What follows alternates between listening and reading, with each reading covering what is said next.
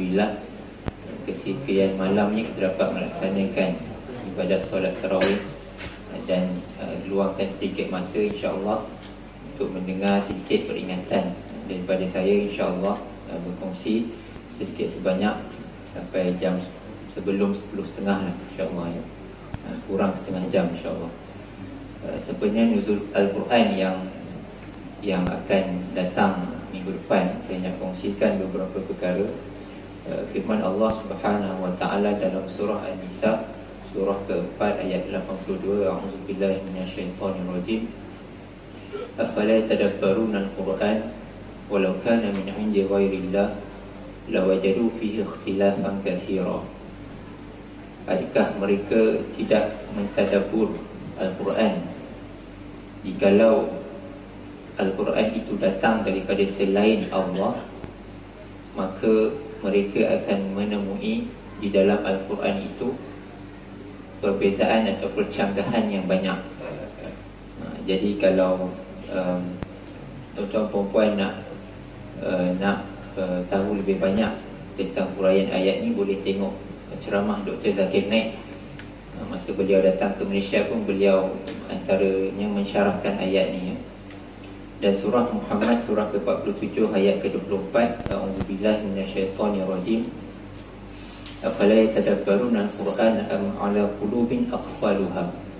Adakah mereka tidak mentadabbur ayat Al-Quran, kecuali sebenarnya hati-hati mereka itu telah dikunci. Jadi tuan-tuan perempuan yang dirahmati Allah sekalian, kalau kita mentadabbur Al-Quran, maka kita akan meyakini Al-Quran tu. Sebab kalau Al-Quran tu datang dari bukan Allah, maka kita akan jumpa perbezaan atau percanggahan yang banyak, seperti mana yang dilakukan oleh padri-padri Kristian. Apabila mereka betul-betul study Bible, mereka akan menjumpai Muhammad sallallahu alaihi wasallam. Sebab tu kita tengok ramai padri yang study, yang research, yang study, dia jumpa Islam. Masya Allah, kita tengok banyak masukan padri-padri daripada Kristian, padri-padri Hindu yang betul-betul study, yang betul-betul research, mereka menjumpai Islam. Sebab di dalam Bible tu terlalu banyak percanggahan. Apabila ditanya tentang konsep Trinity pun, Tuhan yang tiga dalam satu, Tuhan Allah, Jesus Christ dan juga Ruhul Qudus ataupun Malaikat Jibril, Tuhan tiga dalam satu pun mereka tak dapat nak jawab apa dia konsep Trinity tiga dalam satu. Jadi kalau mereka betul-betul research dan study, maka mereka menjumpai Islam. Masya Allah. Tuan-tuan perempuan yang rahmat Allah sekalian, saya nak menyarankan sempena nuzul Quran yang datang ni. Saya tahu tuan-tuan dan perempuan ada tadarus Al-Quran, Alhamdulillah, teruskan. Tuan-tuan perempuan juga ada yang meletakkan matlamat nak khatam 30 juzuk dalam bulan Ramadan. Masya Allah, teruskan. Bagus. Saya nak minta tuan-tuan perempuan tambah satu je amalan, iaitu cuba study sikit makna Al-Quran. Jangan banyak-banyak. Kalau kita nak khatam Al-Quran bulan Ramadan, nak baca pula terjemahan, nak baca pula tafsir, memang tak khatam. Tak khatam. Baca ni pun jenuh nak khatam Al-Quran dalam Ramadan. Kalau baca ni kan sehari kena baca satu juzuk. Satu juzuk tu dalam lebih kurang setengah jam ke sejam lah, habis.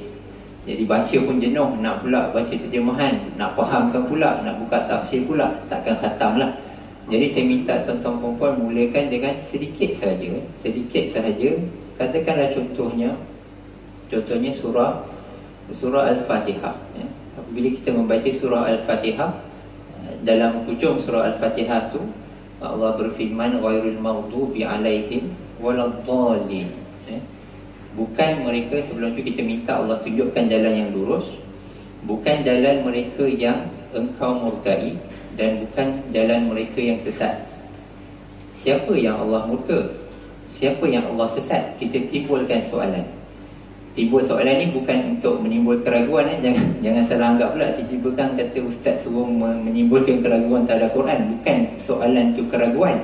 soalan tu untuk kita nak study lah, nak kaji. Bila ada soalan baru kita boleh kaji, baru kita boleh cari jawapan, baru kita boleh cari petunjuk Allah Subhanahu Wa Taala. Jadi macam mana bila kita baca surah Al-Fatihah, kita pun tengok makna. Oh, mereka yang dimurkai, mereka yang sesat. Jadi dalam terjemahan Al-Quran, setengah terjemahan Al-Quran mungkin dia letakkan siap-siap, mereka yang dimurkai itu adalah Yahudi, dan mereka yang sesat itu adalah Nasrani. Ada setengah terjemahan yang dia dah siap-siapkan, dah siap ditafsirkan sedikit. Setengah terjemahan mungkin tak ada, mungkin terjemah sahaja. Jadi macam mana kita nak tahu apa maksud yang dimurkai, apa maksud yang sesat? Kita rujuk kepada tafsir. Contohnya kita boleh rujuk kepada pelbagai kitab tafsir yang banyak. Tafsir Qurtubi contohnya, tafsir Ibn Katsir, ataupun kitab tafsir yang terkini, yang agak moden. Contohnya tafsir Dr. Wahbah Al-Zuhairi, tafsir Al-Munir contohnya, ataupun tafsir yang kita di sini, tafsir Abu Yahamka kan, ada tafsir Abu Yahamka, ataupun tafsir Said Qutb fi Zilalil Quran, dan banyak lagi kitab-kitab tafsir yang kita boleh rujuk. Jadi kita pun rujuk contohnya di dalam tafsir Ibn Katsir. Jadi Imam Ibn Katsir rahimahullah pun menafsirkan ghairil maghdubi alaihim ni adalah kaum Yahudi. Dari mana asasnya menafsirkan bahawa yang dimurkai Allah ni adalah Yahudi? Imam Ibn Katsir merujuk kepada ayat daripada surah Al-Ma'idah ayat ke-60, berkenaan tentang di mana Allah berfirman, man la'anahu Allah wa ghadiba alaihi wa ja'ala minhumul qirdata wal khanazir wa abada at-taghut ulaika syarru makana wa adallu an sawa'is sabil. Jadi Allah merujuk di sini kaum yang dimurkai, yang disumpah ataupun yang dicerca, yang di mana Allah menjadikan mereka itu monyet dan khinzir, dan mereka ini menyembah taghut ataupun syaitan. Jadi di sini disebutkan perkataan wa ghadiballah, dia Allah murkai, jadi merujuk kepada orang Yahudi. Jadi sebab tu ditafsirkan al-maghdubi alaihim ni adalah Yahudi, dan waladhdallin pula ditafsirkan sebagai Nasrani, merujuk kepada surah Al-Maidah juga ayat ke-77. A'udzubillahi minasyaitonirrajim. Qul ya ahlal kitab la taghlu fi dinikum ghairal haqq wa la tattabi'u ahwa'a qaumin qad dhallu min qablu wa adallu katsira wa dhallu an sawa'is sabil. Jadi ayat ni merujuk kepada perintah Allah Subhanahu Wa Taala supaya Nabi Muhammad SAW menyeru kepada ahli kitab. Ahli kitab ini adalah Yahudi dan Nasrani, tapi merujuk kepada ayat ini juga kaum yang mengikut hawa nafsu, yang sesat dan menyesatkan. Kalau kita study sejarah Kristian ni, banyak penyelewengan yang dilakukan oleh para ulama ataupun rahib-rahib mereka terhadap agama Kristian. Di mana agama Kristian ni, kalau kita dengar ceramah Dr. Zakir Naik pun, beliau selalu ulang-ulang, dalam Kristian ni sebenarnya kena bertudung. Dalam Kristian pun mengharamkan arak, dalam Kristian pun mengharamkan riba. Dr. Zakir Naik banyak kali sebut, kalaulah Kristian itu bermaksud menuruti segala perintah Jesus Christ, maka orang Islam lebih Kristian daripada Kristian. Banyak kali Dr. Zakir Naik sebut macam tu. Kalaulah maksud Kristian itu adalah mengikuti perintah Jesus Christ, maka orang Islam ni lebih Kristian daripada Kristian. Sebab Kristian mengharamkan arak, mengharamkan judi, mengharamkan riba dan sebagainya. Tapi perintah-perintah ini diseleweng oleh para ulama mereka. Ini istilah ulama lah, tapi bukan ulama, rahib-rahib ataupun padri-padri mereka. Tuan-tuan yang diminta Allah sekalian, kenapa saya menggalakkan kita study makna Al-Quran? Sebab setelah sekian lama kita membaca, tapi kita tak study. Sedangkan mereka yang bukan Islam, bila mereka study, mereka jumpa Islam. Masya Allah, mereka jumpa Islam, mereka peluk Islam. Tapi kita yang Islam, kita baca, kita tak study. Jadi kita status quo. Iman kita macam tu je. Sedangkan dalam surah Al-Anfal disebutkan wa idza tuliyat alaihim zadatuhum imana. Wa idza tuliyat alaihim ayatihi zadatuhum imana. Apabila dibacakan ayat-ayat Allah, bertambah iman. Jadi kita pun fikir, kalau kita ni lah dibacakan Quran dekat kita ni, bertambah tak iman kita? Tak. Sebab apa? Sebab kita tak faham. Betul tak? Kita tak faham. Jadi saya tak menyuruh kita kena belajar bahasa Arab, kena hafal segala makna Quran, tak. Mula sikit-sikit. Fahami surah Fatihah dulu contohnya, atau fahami surah Al-Baqarah dulu contohnya. Contohnya surah Al-Baqarah dimulai dengan Alif Lam Mim. Kita pun tengok terjemahan je. Terjemahan dia apa dia? Alif Lam Mim. Apa dia tu? Jadi kita jumpalah setengah ulama' cuba mentakwilkan apa dia alif, apa dia lam, apa dia mim. Tapi secara umumnya keseluruhan ulama bersepakat bahawa hanya Allah sahajalah yang mengetahui maknanya. Itu baru baca. Apa yang kita boleh ambil pengajaran daripada situ? Pengajarannya simple saja. Allah tahu, kita tak tahu. Nampak tak? Permulaan surah Al-Baqarah. Allah tahu, kita tak tahu. Bila kita letak mindset kita macam tu, oh Allah tahu, aku tak tahu. Maksudnya aku ni manusia, ilmu aku, pengetahuan aku, akal aku terbatas. Bila begitu, kita akan terbuka. Terbuka apa? Terbuka menerima petunjuk-petunjuk daripada Allah Subhanahu Wa Taala. Ada larangan daripada Allah Subhanahu Wa Taala, kita ikut. Ada perintah daripada Allah Subhanahu Wa Taala, kita ikut. Jadi tak adalah kita ni ketegak sangat. Macam mana ketegak tu? Datanglah fatwa isap rokok, isap vape, merata-rata fatwa. Kita tak isap. Sebab apa? Sebab kita tutup pintu, kita block. Sebab tu ayat dalam surah Al-Maidah, minta maaf, surah Muhammad ayat ke-24 tadi sebut, afala yatadabbaruna al-Quran am ala qulubin aqfaluha. Adakah mereka ni tidak mentadabbur Al-Quran ataupun hati dia orang ni dikunci? Kita lock hati kita. Bila ulama kata vape haram, rokok haram, aku ada pandangan aku sendiri. I am entitled to my opinion. Ini demokrasi kan? Demokrasi ya. Jadi human rights lah dia kata. Suka hati akulah human rights. Suka hati akulah nak isap rokok ke duit aku. Jadi mereka telah menyanggahi hak-hak Allah, menutup pintu hati dan kata tak apalah, aku tetap dengan pandangan aku, rokok ni tak ada masalah. Padahal ulama' dah cakap rokok dengan vape tu haram dengan sebab-sebab dalil-dalil Al-Quran, walaupun tidak disebutkan secara jelas. Hukum rokok tak ada dalam Quran, tapi prinsip pengharaman rokok ada dalam Quran dan dalam hadis. Dan ulama' mengambil ayat Quran dan hadis-hadis tersebut dan menghukumkan rokok ni haram. Kalau tengok dari segi saintifik pun jelas kenapa rokok tu haram. Akibat rokok tu kepada orang-orang di sekeliling kita, secondary smoker. Jadi kalau kita buka hati tu, kita tahu bahawa Allah lebih tahu, aku ni tak tahu, maka kita akan lebih open untuk menerima taufik-taufik, untuk menerima perintah-perintah Allah Subhanahu Wa Taala.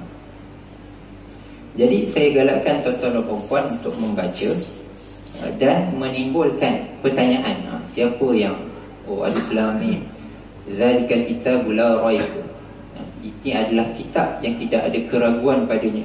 Jadi kita teruskan baca tafsir, tapi saya minta tuan-tuan dan puan jangan suka hati tafsir sendiri. Yang ni disiplin sikit. Jangankan saya suruh baca tafsir kan, pandai-pandai tafsir sendiri. Ini berlaku tuan-tuan dan puan yang berlaku. Contohnya surah Al-Baqarah ayat ke-233, a'udzubillahi minasyaitonirrajim. Wal walidatu yurdi'na auladahun haulaini kamilaini liman arada an yutimma radha'ah. Ibu-ibu yang menyusukan anak 2 tahun penuh bagi sesiapa yang memenuhi ataupun melengkapkan tempoh penyusuan bayi. Tuan-tuan dan puan, dekat Facebook ada satu grup yang di lead oleh satu coach. Dia panggil diri dia coach lah. Apa modul dia? Modul dia adalah penyusuan anak 2 tahun susu ibu sahaja tanpa makanan. Tak ada masalah. Kalau disandarkan dengan fakta sains dan sebagainya, tak ada masalah. Masalahnya coach ni menyandarkan kepada ayat surah Al-Baqarah ayat ke-233. Dia kata bahawa ayat ini menunjukkan bahawa penyusuan susu ibu hendaklah penuh tanpa dicampur apapun makanan selama 2 tahun. Ini dah tafsir sendiri tuan-tuan. Pengikut dia puluhan ribu pengikut dalam Facebook. Muncullah ada seorang ustaz ni, alhamdulillah ustaz ni menegur dia. Kata, puan, coach lah, guna nama dia coach. Kalau coach nak buat modul susu ibu penuh tanpa makan selama 2 tahun, silakan. Atas fakta sains atau bukti-bukti saintifik medical, silakan. Tapi jangan sandarkan dengan ayat Al-Quran, sebab ayat Al-Quran tu tak bermaksud macam tu. Ayat Al-Quran kata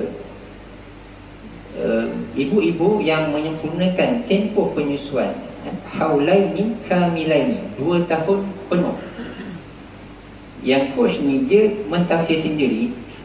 Dia kata penyusuan yang sempurna kamilaini, penyusuan yang sempurna adalah kita menyusukan tanpa mencampurkan apa-apa makan selama 2 tahun. Dia silap faham kepada kalimah kamilaini. Sedangkan kalau kita belajar bahasa Arab, kita akan belajar haulaini kamilaini. Kamilaini itu disifatkan kepada 2 tahun, 2 tahun penuh. Dia menafsirkan kamil ni maksud dia sempurna. Itu yang disalah faham tu. Diingatkan penyusuan anak yang sempurna adalah menyusukan selama 2 tahun tanpa dicampur dengan apa-apa makanan. Sedangkan maksud kamilaini dalam ayat ni adalah 2 tahun yang sempurna, maksudnya penuh 2 tahun. Penyusuan yang penuh 2 tahun. Tapi tidak ada sebarang petunjuk daripada penafsiran ataupun hadis-hadis yang menunjukkan bahawa tidak boleh dicampurkan makanan dalam tempoh 2 tahun ni. Menyusulah anak-anak sepenuh 2 tahun, tapi tidak ada larangan ataupun tidak ada apa-apa indication pun yang kata kalau nak penyempurnaan penyusuan tak boleh dicampurkan makanan, tak ada. Dalam sunnah tak ada. Jadi coach ni telah menafsirkan sendiri. Dan alhamdulillah ada ustaz ni pergi tegur dan dia perasan silap dia. Tapi masalahnya biasalah orang bisnes ni kan, dia ada ego sikit. Orang bisnes ni dia memang ada ego sikit. Kalau dia tak ada ego, dia akan tak boleh bisnes lah. Kalau dia pemurah hati, macam lembut hati kan, isar, atau dia berniaga macam tu, dia ada ego sikit. Jadi dia kata tak apalah ustaz. Bukan saya lah, ustaz yang menegur dia tu lah. Dia kata tak apalah ustaz, nanti saya akan tanya pada ustaz lain untuk saya akan opinion. Jadilah, saya harap ustaz yang kedua yang dia tanya tu boleh jawab dengan betul lah. Kok dia tanya ustaz-ustaz yang ustaz sekarang ni macam-macam. Cikgu silat pun ustaz, ejen takaful pun ustaz. Jadi risau juga. Tapi kita harapkan, saya doakan agar dia jumpa ustaz yang betul lah untuk dia tanya masalah tu. Jadi ini masalah. Rasulullah SAW bersabda dalam sesungguhnya akan tiba tahun-tahun yang dipenuhi dengan tipu daya. Pada waktu itu si pembohong dianggap benar dan yang jujur dianggap pendusta. Pengkhianat diberi amanah dan orang kepercayaan dituduh pengkhianat. Dan Ruwaibidah berucap sesukanya. Para sahabat bertanya, siapakah Ruwaibidah itu? Baginda menjawab, Al-Safiq, ataupun orang bodoh yang berucap tentang urusan orang ramai. Hadis riwayat Ahmad, hadis sahih. Ya. Ini golongan Ruwaibidah. Saya itulah nak cakap pun tak sedap, tapi saya boleh kata coach tadi tu antara Ruwaibidah. Sebab dia menyandarkan sesuatu teori kepada agama, sedangkan sandaran dia tu tak betul. Tuan-tuan perempuan, yang menjadi masalah contohnya apabila kita baca Quran, kita baca surah Nuh contohnya, kita baca kisah dakwah Nabi Nuh selama 900 tahun, di mana tak ramai yang ikut baginda Nabi Nuh alaihissalam. Bila kita baca kisah-kisah Nabi Nuh di dalam Al-Quran, kita akan nampak bahawa yang Allah fokus dalam kisah Nabi Nuh adalah isu akidah, isu perjuangan, isu struggle isu dakwah. Al-Quran tidak cerita benda yang tak penting. Apa antara benda yang tak penting? Benda yang tak penting dalam kisah Nabi Nuh adalah apakah binatang-binatang yang naik di atas kapal itu. Dan juga benda yang tak penting adalah daripada apakah kapal Nabi Nuh tu dibuat. Tak sebut dalam Al-Quran sebab tak penting. Pentingnya kita study Al-Quran ni, tuan-tuan perempuan, untuk mengelakkan diri kita ditipu. Ditipu macam mana? Pernah dengar kayu kokar? Kat Mekah, pernah jumpa? Orang Jawa kita kayu kokar. Apa dia kayu kokar? Kayu daripada kapal Nabi Nuh. Dia target orang kita. Orang kita ni mudah kena makan lah benda macam ni. Dia kata kayu kokar, buat cincin lah, buat biji tasbih lah. So kalau kayu kokar tu buat biji tasbih, so apa efek dia kepada kita punya zikir?